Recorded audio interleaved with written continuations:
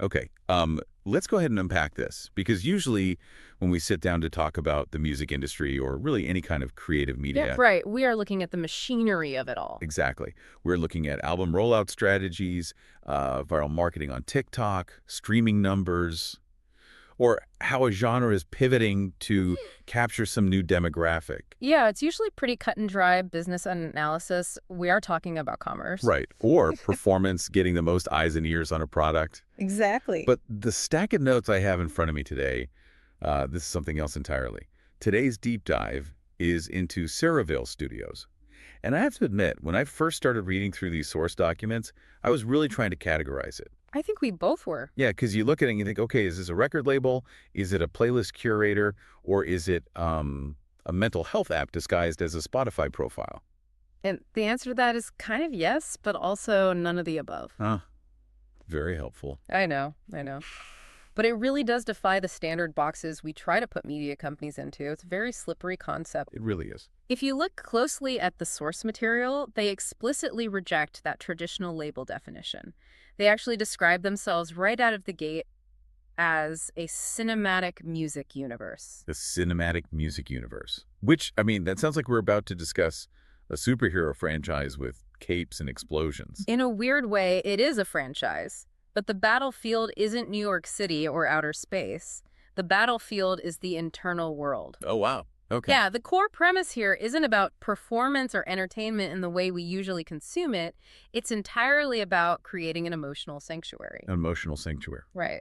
The documents describe it as a space where music functions as a psychological tool. It's not designed to impress you. It's designed to hold space for you. I really love that phrase, holding space. You hear it in therapy a lot, or maybe in yoga studios, Yeah. but you definitely do not usually hear it in music production meetings. No, you don't. But it's their central mission. And the sources articulate this beautiful, slightly heartbreaking concept. They state that the universe is designed to restore what the world took. Restore what the world took. Yeah. They want the music to act as a healing mirror, to help the listener reconnect with their authentic self in what is obviously a very noisy world. You know, there was a specific line in the mission statement that actually made me stop and just stare at the wall for a second. Which one? It said, the goal is to help you remember who you were before the world told you to be smaller. Oh, yeah. That hits hard, doesn't it? It really does. Before the world told you to be smaller.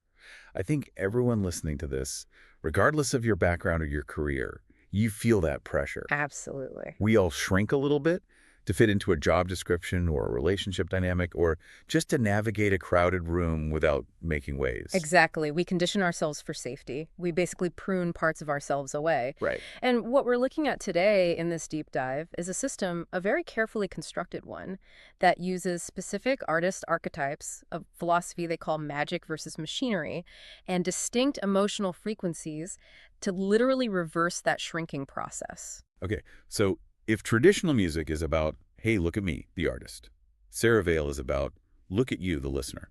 That is a perfect way to put it. It completely shifts the center of gravity from the stage to the audience's internal experience. All right, let's dive into the philosophy here, because they have some very specific rules about how they operate. And the first one is this concept you just mentioned, magic versus machinery. Yes. When I read this in the notes, I had to laugh because it's the exact opposite of what we usually do on this show. We love taking things apart to see how the gears turn. We do. We always want to see the blueprints. Always. But Sera Vale says, no, please don't look behind the curtain. Right. They have a very strict commitment to hiding the machinery behind the magic. They never reveal the specific technical or psychological methods used to construct the tracks. Why is that, though? Is it just secrecy to build hype? Not at all. It's actually a critical part of the therapeutic design. They want to maintain the spell. Think about it. If you are listening to a song and you're analyzing the chord progression, or you're wondering about the psychoacoustic trigger being You're used. thinking about the mixing technique, yeah. Right. Where are you in that moment? I'm in my head. I'm intellectualizing the music. Exactly. You are right in your prefrontal cortex. You are analyzing. You are observing the experience rather than actually living it. Ah, I see. By keeping the CAC how completely hidden, they are trying to force the listener to bypass the analytical brain and go straight to the emotional body. So the priority is total immersion. It's about the feeling, not the critique. Precisely. They want you to remain in a state of open, intuitive reception, but underneath that magic even if they won't show us the actual blueprints, there is a very strong stance on human nature. Right. They have this radical redefinition of sensitivity. Oh, I marked this section heavily. Sensitivity as intelligence. This is honestly one of the key takeaways from this entire deep dive. In a lot of contexts, especially professional or social ones, having a really rich inner world or being highly sensitive is treated as a liability. Totally. You're constantly told you're too much. Yes. Toughen up. Don't take it so personally. Right. It's viewed as a weakness or some kind of glitch in the human system. Sera Vale flips that completely on its head. They treat the inner world as a signal, a vital data stream. That is such a validating perspective. It's basically saying that if you feel things deeply, it's not because you're broken. It's because you're receiving more signal. Yes. You have a high-resolution receiver. Exactly. The source material specifically says the music is designed for those who feel deeply, think widely, and carry stories inside their bones. Carry stories inside their bones. I love that. They view emotional depth as a core strength, and because of that belief, the entire communication style of the music changes. It isn't performing. It's designed to talk with the listener, not at them. Talk with, not at. That's a massive distinction. It feels relational. It is deeply relational. It demands nothing. It simply holds space until the listener is ready to breathe again. And to do that effectively, to actually have that conversation, they use these artist archetypes. Yes. Okay, this is where the cinematic universe part really kicks in for me. Right. Because usually a singer is just a person. Maybe they have a persona, but they're fundamentally a human being putting out a record. Yeah. But here, the artists on the roster, they aren't just singers. No, they are described in the text as emotional archetypes or doorways into the human experience. Doorways. So how does that work? Well, think of them as guides. If you're hiking through a dangerous jungle, you need a different guide than if you're trying to cross a frozen tundra. That makes sense. These archetypes represent specific frequencies of the human psyche. They are specialists for whatever terrain you are currently navigating. Okay, so let's meet the cast. Who are we walking with here? First up in the notes, we have Fiya Nova, the fire carrier. Fiya Nova represents transformative resilience. Her frequency is for those who flat out refuse to stay silent. The sources describe her as the catalyst for inner fire. So this isn't sad, mopey breakup music. Not at all. She represents the people who continue to rise, even when they are misunderstood or gaslit by the world around them. She's defiance in the face of suppression. I feel like a lot of us could use that. If you've ever been the person who stood up when everyone else stayed seated, Fiya Nova is that exact energy. I feel like we all need a bit of Fiya Nova on a Monday morning, honestly. Absolutely. She's the spark. Then we have Ruby Velvet, the heart speaker. Now, the name Velvet implies softness, but the notes say she loves fiercely. Ruby Velvet is fascinating because she validates duality. She represents those who love deeply, but the key insight here is that she validates healing both loudly and quietly. What does that mean exactly? Healing loudly and quietly. We often have these societal scripts for how healing should look. It's either a loud scream of rage or it's a silent stoic meditation. Right, there's no in between. Ruby Velvet embodies the idea that you can be reclaiming your space, loudly setting firm boundaries, speaking your truth, while also processing your grief quietly in the absolute privacy of your own heart. She holds both of those extremes. Oh. She says you don't have to choose between being strong and being soft. That feels very real. Healing isn't linear, and it's definitely not one note. Definitely not. But speaking of complex burdens, we have to talk about Mikey Money. This one stood out to me because the archetype is so incredibly specific. He's the protector. This is a very poignant archetype. Mikey Money represents those who grew up too fast. Psychologists often call this parentification. Can you unpack that term for us a bit? Parentification. It's when the roles in a family get completely reversed. A child has to take on adult responsibilities. That could be paying bills, managing a parent's turbulent emotions, or basically raising their younger siblings. Because the adults in the room aren't capable. Exactly. Mikey Money speaks directly for those who had to shield others before they were ever shielded themselves. That is just so heavy, but also so necessary. I imagine for a listener who actually lived that life, hearing a voice in the music that acknowledges that specific, invisible burden must be incredibly powerful. It goes right back to that idea of being seen. If you spent your entire childhood protecting everyone else, who protected you? Usually no one. Right. Mikey Money's frequency offers a sanctuary specifically for that exhausted protector. It's a place where they can finally put the heavy shield down and just be tired. Man. And then on the flip side of that darkness, we have Angelica, the light bearer. Angelica is the frequency of autonomous reclamation. She is for the rebuilding phase. After the fire and the exhaustion. Right. After the fire of Fiya Nova, after the exhausted protection of Mikey Money, you have to rebuild the house. She helps the listener reclaim their voice and, as the text beautifully puts it, step back into the sun. And anchoring all of this is Sera Vale herself. Is she the boss? The narrator? How does she fit in? She is positioned as the center, the voice of memory and clarity. If the others are the active agents of change, fighting, protecting, healing, Sera Vale provides the quiet truths that anchor the entire universe. She reminds you of the context of your own story. So she's the grounding force. Exactly. She's the voice that essentially says, I know where we've been, and I know exactly where we're going. And there's a whole supporting cast mentioned in the documents, too. Misty Vale, Bomar, Avan Vale, Lucy Vale, Tiffiny, Gelica. It really is a fully populated universe. It creates a true sense of community. Even if you are listening completely alone with headphones in a dark room, the sheer diversity of these archetypes means there's a someone for every single facet of what you're feeling. You aren't isolated in your experience. Right. It's like a whole village for your subconscious. Okay, so we have the philosophy sensitivities, data, we have the cast of these archetypes. But let's get into the mechanics of it. How does this actually work in practice? The sources mention 3 specific tools or mechanisms: the mirror, the map, and the sanctuary. These are the core ways the music interacts with the listener's psychology. Let's start with the mirror. First, the mirror. This is straightforward but highly effective. The music simply reflects the listener's subconscious back to them. The ultimate goal is to make you feel seen, safe, and remembered. It's pure validation. It's looking in the mirror and seeing your internal reality accurately reflected, rather than feeling like you have to hide it from the world. Exactly. Because if the music matches your internal state perfectly, you finally start fighting yourself. That makes total sense. Then there is the map. Right. Emotional chaos can feel like being stuck in a labyrinth. You don't know where you are or if you're ever going to get out. The music provides what they call cognitive scaffolding. Cognitive scaffolding. That's a great term. So it basically gives names to blurry feelings. Yes. It structures the chaos for you. By identifying the feeling, like saying, oh, this is a Mikey Money feeling, or this is a Fiya Nova moment, you can suddenly navigate the landscape. You aren't just lost in a swamp of raw emotion anymore.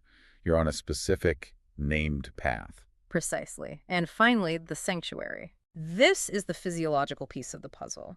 It offers a low-threat environment for nervous system regulation. It's a sonic place where you can physically lower your defenses because the music isn't attacking you and it isn't demanding a single thing from you. And they use mythic storytelling to achieve this. I really loved this concept when I was reading the notes. It's not just singing about having a bad day at work. Yeah. It's naming what you've carried alone, but doing it through a mythic lens. It elevates the struggle entirely. Yeah. If you tell a story about your bad week, it feels small, it feels mundane. But if you frame that exact same emotion as a battle for your soul or a perilous journey through the underworld, it becomes an epic. It gives the suffering meaning. Exactly. By using mythic storytelling, they articulate the deep things the listener might not have the everyday words for. It turns a personal grievance into a hero's journey. It gives your pain weight and dignity. Now, this is where I want to get really specific about the actual vibe of the music, because the notes break the catalog down into 2 primary emotional frequencies. And I just love the terminology here: whispering versus burning. Yes, this is the spectrum of regulation. It acknowledges that you need very different things at different times in your life. On one end of the spectrum, you have the whispering frequencies. What are those like? These are explicitly described as lullabies for the nights you need peace. I actually checked out the track titles for these. Stillness Knows My Name is one of them. That title just sounds like taking a deep breath. It really is. The track functions as a grounding ritual. Think about our modern state of mind for a second. We are almost constantly in a state of hypervigilance. Constantly. Scanning for threats, checking notifications, looking for the next email, the next crisis. Right. Stillness Knows My Name is meticulously designed to move a listener from that exhausting hypervigilance into a state of pure presence. And another one mentioned in the notes is the pause between. The pause between is described as a doorway for healing. It allows for a quiet, powerful return to yourself.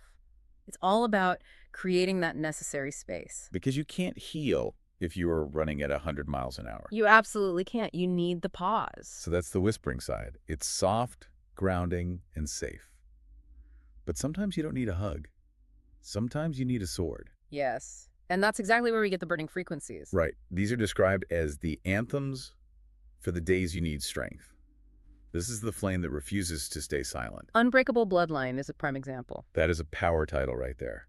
Unbreakable Bloodline. It really suggests generational power. It's about moving from a state of fragility, feeling like you're just about to break under the pressure, to a profound sense of inherent ancestral strength. It's reminding you that you come from a long line of people who survived hard things. Precisely. And then there's Fire Doesn't Ask Permission. I love that one. That's the ritual for pure courage and self-assertion.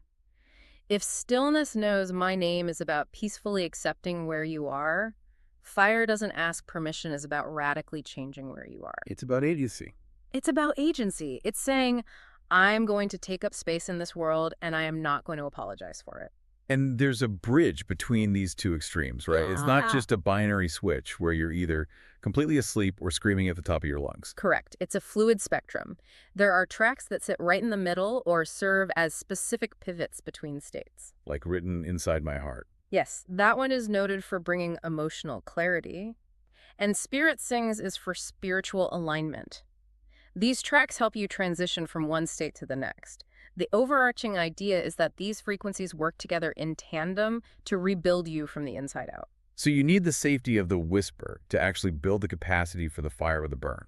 You can't burn if you're already burnt out. That is so true. You ground first, and then you rise. And that leads us to the ultimate goal of all of this. We talked about the hook at the very beginning being about remembering who you were. The sources call this the return to self protocol. Yes, the return to self. It's a complete reclamation of identity. How does that work? Well, the fundamental premise here is that we are all born with an authentic self, a version of us that is whole and completely unburdened. And then, well, life happens. Expectations happen, trauma happens. Right. We get covered in layer after layer of external conditioning. We learn how to be good or how to be quiet or how to be endlessly productive. We just constantly edit ourselves. We do. And the return to self is about intentionally peeling back those accumulated layers. It's about unlearning the conditioning to finally find the person underneath it all. There's a track mentioned in this section called Glow Like You Mean It. I just love that title. It feels like the glorious result of all this hard work. It is the result. That track represents the final phase of projecting that newly reclaimed self back out into the world.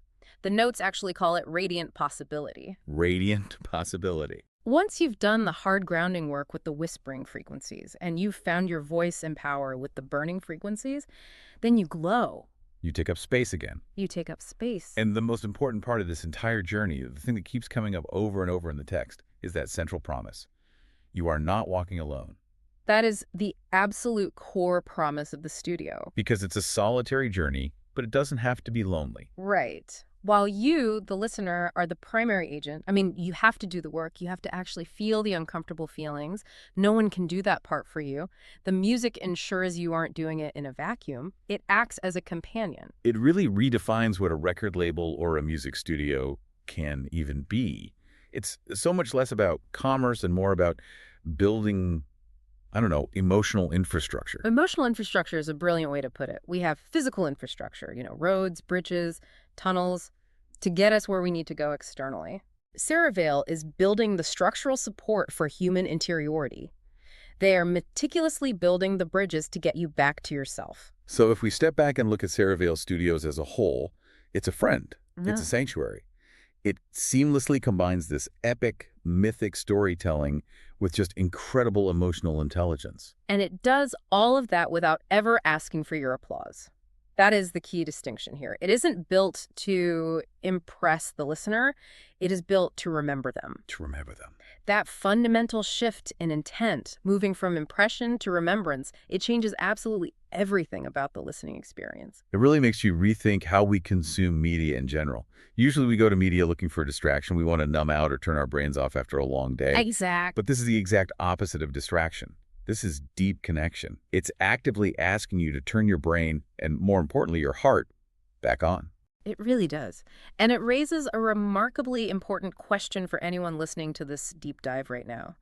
We all spend so much of our time trying to hide our sensitivity or our perceived too muchness from the people around us. Right. We are always trying to be low maintenance, trying to be the chill person in the room. Exactly. But this source material leaves us with a very provocative thought. Let's hear it. What if that sensitivity, that exact part of you that you've been dismissing as a liability or a flaw your whole life, what if that is actually your most vital signal? Wow. What if your sensitivity is actually your most accurate data stream for understanding the reality around you? That is a total game changer. What if the parts of ourselves we've been trying so hard to hide are actually our strongest frequencies? If that's true, then the goal of life isn't to fix ourselves or numb ourselves. The goal is to tune in. To tune in. I love that so much. Well, that is certainly something for all of us to sit with and explore on our own. Whether you need a whisper or a burn today, hopefully this deep dive gave you a map to help find it. Indeed it has. Thanks for joining us, everyone. We will catch you on the next deep dive.